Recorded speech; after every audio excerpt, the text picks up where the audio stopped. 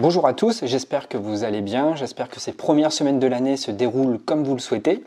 Aujourd'hui, on va parler d'un nouveau concept, celui de votre identité. Et pour commencer cette vidéo, j'aimerais vous dire que vous avez un gros avantage, celui de bien vous connaître. Tout simplement parce que vous êtes animé par des émotions fortes et que vous en êtes très conscient. Par conséquent, vous êtes très conscient des émotions, du mouvement qui s'anime à l'intérieur de vous. Ces émotions fortes vous parcourent de l'intérieur et vous permettent d'explorer toutes les facettes de votre identité. Vous ressentez donc les choses avec une telle acuité que vous êtes très conscient de qui vous êtes. Vous êtes d'une part conscient de ce qui vous fait du bien. Le calme, les relations harmonieuses, la nature, la créativité et l'expression de cette créativité. Mais d'un autre côté, vous êtes également très conscient de ce qui vous fait du mal. Les émotions négatives, l'agitation, les disputes, le manque de sommeil, la perte de sens dans votre vie. De cette conscience aiguisée naît une identité forte, une identité à fleur de peau. Et même si cette identité n'est pas exprimée autant que vous le voudriez, vous, au fond, vous la connaissez parfaitement.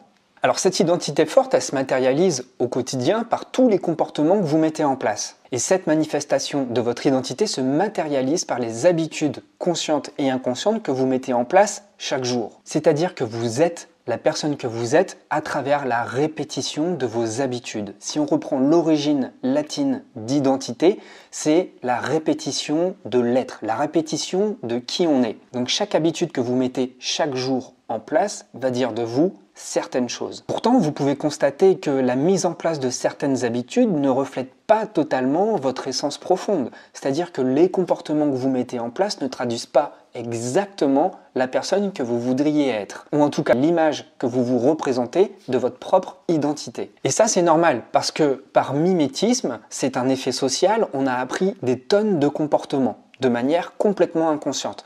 D'abord, nos parents, ensuite tous les acteurs de l'école, nos camarades, nos enseignants, ensuite sont venus les amis, il y a pu y avoir les collègues de travail, mais à une échelle beaucoup plus grande, il y a les comportements de la masse aussi. Par exemple, lorsque vous attendez sur le quai d'une gare, lorsque vous attendez un train, il y a des comportements sociaux que l'on peut copier. Et puis si on regarde à une échelle encore plus grande, à une échelle encore plus lointaine, des personnes qui sont très médiatisées, des personnes que l'on voit au cinéma, peuvent profondément nous inspirer et inconsciemment, on peut se mettre à copier leurs habitudes. Bref, vous l'aurez compris, nous sommes des animaux sociaux, c'est-à-dire que nous nous construisons à travers l'observation des autres. Et pour tout ça, il y a des explications sociologiques et anthropologiques. Nos ancêtres, les Homo sapiens sapiens, lorsqu'ils avaient un comportement qui divergeait de la tribu, c'était une véritable mise à mort, puisque on préférait avoir des comportements qui vont contre qui nous sommes pour rester intégrés dans la tribu. Être dans le dissensus, afficher un point de vue divergent était une véritable condamnation à mort parce qu'on risquait d'être exclu de la tribu. À l'époque, on vivait en tribu.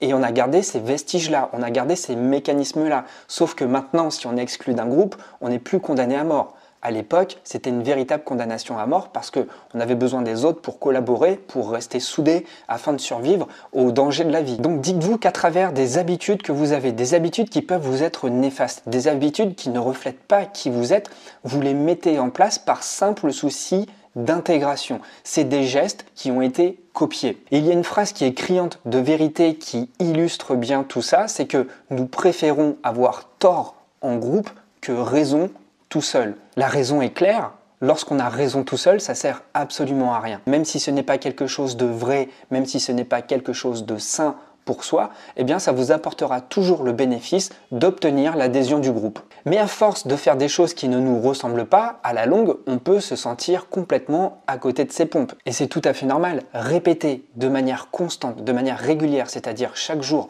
quelque chose qui n'est pas du tout en lien, qui n'est pas du tout aligné avec notre essence profonde, ça nous est néfaste. Pourtant, ce qui est dingue dans l'histoire, c'est que ces comportements sont terriblement ancrés dans notre quotidien. Ça peut être fumer si vous fréquentez souvent des fumeurs, ça peut être mal manger si vous fréquentez des personnes qui n'accordent pas beaucoup d'importance à l'alimentation, ça peut être consulter abusivement de son smartphone, d'être constamment devant des écrans, ça peut être aussi une activité professionnelle qui est mal choisie. Vous l'avez choisie parce que les gens autour de vous avaient tendance à aller dans un secteur. Vous avez choisi aussi peut-être cette voie professionnelle parce que vous savez qu'il y avait du boulot dedans. Mais au fond de vous, vous avez peut-être ce petit pincement au cœur qui vous dit je me suis engagé dans cette voie professionnelle, mais Quelque part, je sais que ça ne me convient pas. J'y suis simplement allé parce que je sais que j'allais y trouver du boulot.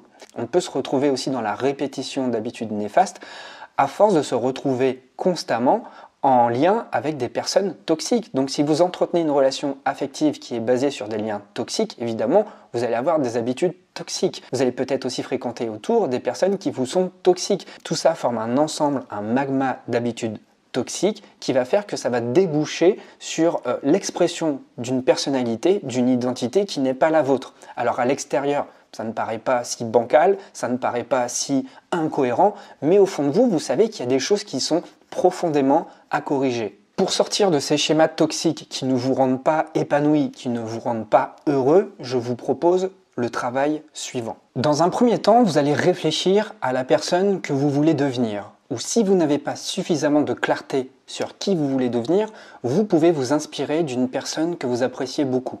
Vous pouvez peut-être l'apprécier pour sa sympathie, pour sa gentillesse, pour son charisme, ou peut-être même encore pour ses réalisations personnelle ou professionnelle. Peut-être qu'elle vous impressionne beaucoup là-dessus et que vous aimeriez devenir comme elle. Je vous laisse griffonner sur un papier tous ces détails, tout ce qui vous vient à l'esprit. Ensuite, demandez-vous ou observez plutôt ce que cette personne met en place pour incarner la personne dont l'identité vous plaît tant chaque jour. Cela pourra vous donner des indications très précises sur les mauvaises habitudes à perdre et les bonnes habitudes à gagner dans votre quotidien. Comme je vous l'ai dit, on agit tous par mimétisme. Nous sommes des animaux sociaux. Alors autant amener au conscient ce qui est inconscient. Donc là, vous avez un outil très simple qui vous permet de travailler sur vous et d'adopter des habitudes en copiant simplement par mimétisme les habitudes des personnes dont les résultats vous intéressent. Une personne qui a une qualité de vie agréable, une personne qui a un charisme agréable, une personne qui a simplement une énergie de vie qui vous attire, qui vous intéresse. Peut-être que si ces éléments-là vous interpellent tant, c'est qu'ils font écho en vous, c'est que ces éléments-là vous parlent et qu'ils ne demandent qu'une chose, être entendus pour enfin être révélés et réveillé. Donc si ça vous intéresse d'aller plus loin dans ce travail sur soi, dans ce travail d'approfondissement sur votre quotidien, sur les choses que vous mettez en place, vous qui avez une nature hypersensible, vous qui êtes hyper conscient de tout ce qui vous anime au fond de vous, vous qui avez l'habitude d'explorer toutes vos facettes intérieures, eh bien dans la formation Mini Habitudes Maxi Impact, je vous partage 4 principes fondamentaux qui vont vous aider à transformer en profondeur votre vie d'hypersensible. Donc si ça vous intéresse de travailler sur vous, d'aménager autrement votre quotidien et enfin de devenir l'architecte de votre quotidien pour vous construire une vie sur mesure. Vous pouvez jeter un coup d'œil au premier lien dans la description. Vous allez accéder directement à la formation qui vient de sortir, que je propose et qui est encore en tarif de lancement pendant seulement quelques jours. Donc c'est un gros condensé cette formation. Cette formation va vous permettre de travailler en profondeur sur vous et très souvent de manière ludique pour enfin devenir la personne que vous souhaitez devenir et jeter à la poubelle vos mauvaises habitudes. L'idée ici, c'est de mettre en place des habitudes plaisantes, c'est-à-dire des moyens présents qui vont vous permettre d'atteindre votre résultat. Si vous mettez en place des moyens qui vous mettent la pression, parce que vous avez un haut degré d'exigence, je le sais parce que je suis pareil, et vous souhaitez atteindre mordicus certains résultats pro ou perso, mais c'est pas en vous mettant la pression que dans la durée ça va avancer. Vous le savez tout comme moi. Se mettre trop la pression, ça va vous porter défaut. Vous êtes des personnes qui avaient un système nerveux plus fragile que la moyenne. Et en même temps, vous êtes des personnes qui êtes plus exigeantes que la moyenne. C'est là où il y a une certaine inadéquation, une certaine frustration, même un certain désespoir par moment parce qu'on se force à faire des choses qui ne nous ressemblent pas. Et on pense qu'elles sont légitimes parce qu'elles sont dures, parce qu'elles sont complexes, parce qu'on se sent obstiné, mais il faut vraiment faire une décorrélation entre la motivation positive et l'acharnement.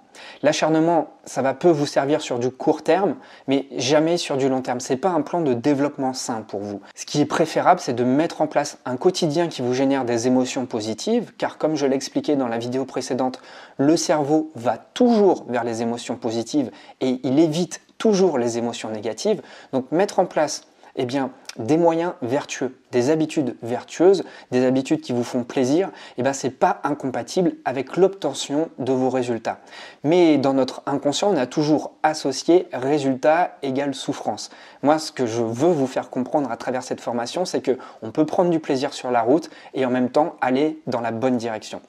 Voilà, c'est tout pour cette vidéo. Donc si ça vous a plu et que ça peut parler à un de vos proches, n'hésitez pas à la partager. Si vous avez des questions, n'hésitez pas à interagir avec moi dans les commentaires. C'est toujours un plaisir d'interagir avec vous. Si ça vous a plu, n'hésitez pas non plus à cliquer sur j'aime. Ça me permettra d'être un petit peu plus référencé chaque jour, même si je suis déjà très content des résultats. Et puis pour les plus motivés, on se retrouve dans le premier module de la formation.